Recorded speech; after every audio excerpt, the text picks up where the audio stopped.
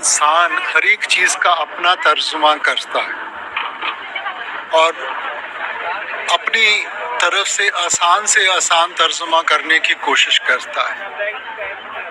अब जब आपने लफ्ज शब्द इस्तेमाल किया है तो कैसे इस्तेमाल किया है?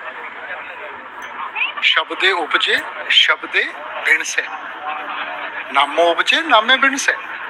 ठीक है, अब शब्द के जरिए सारी उत्पत्ति पैदा की गई है और शब्द के बगैर यहाँ किसी चीज की हस्ती कायम नहीं रह सकती। इसलिए शब्द तो वो ताकत है, एक नाम जुग चार उदारे, वो शब्द वो नाम जिसने चारों जुगों को तारा है।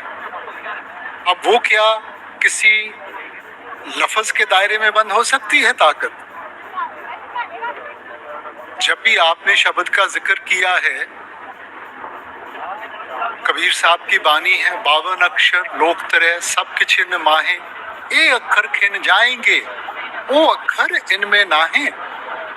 और इसी सोच को आगे ले जाते हुए गुरु घर ने फरमाया था, जिस वक्खर को लैंड तू आया, राम नाम संतन घर पाया। ये जो अखरी लफ्ज है ना, ये समझाने के लिए इस्तेमाल किए गए हैं,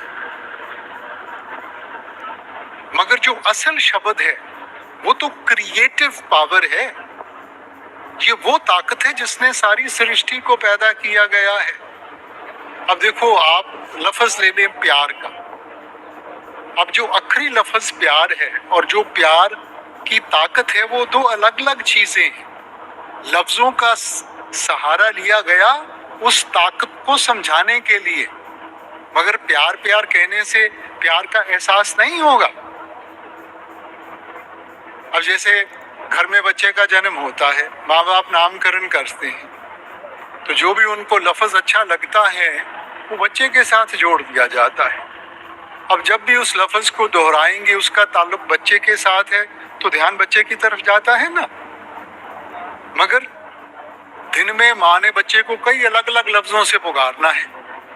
अब अलग अलग लफ्ज इस्तेमाल करने के साथ उसका और बच्चे का रिश्ता तो नहीं बदल जाता। लफ्ज तो इस्तेमाल किया गया उसकी एक हस्ती जोड़ने के लिए।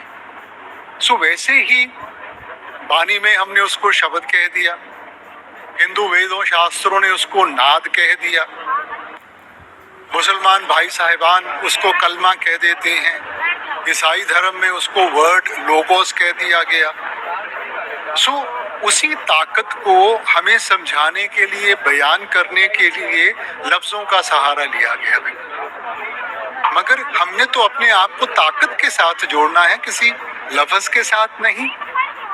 अब जो हमारी ग्रंथ पोथियां हैं, ठीक है, अब ये जो जुबानें हैं कब उचारी गई, हम उनकी हिस्ट्री ट्रेस कर सकते हैं, मियाद नियुक्त कर सकते हैं।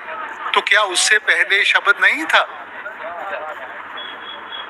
शब्द तो वो ताकत है जिसने सृष्टि को बनाया था। वो किसी एक जुबान के दायरे में बंद नहीं हो सकती, वो तो इन जुबानों से, सभी चीजों से ऊपर है ना। अब ये जो ग्रंथ पोथियां हैं ये महापुरुषों ने लिखी, ये उनकी जिंदगी का अनुभव है, उनकी जिंदगी का निचोड़ है। ये अनमोल दौलत